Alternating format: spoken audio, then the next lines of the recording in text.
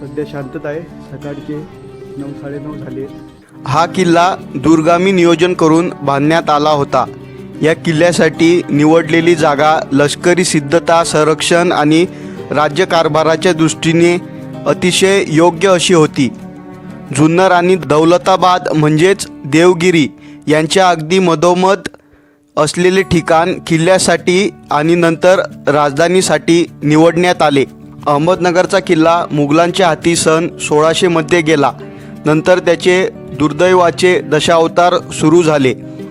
निजामशाहीची राजधानी नंतर परांडा, असा, धारूर, दौलताबाद अशा विविध ठिकाणी हलवली गेली. अहमदनगरच्या किल्ल्याचे वैभव लोप पावले.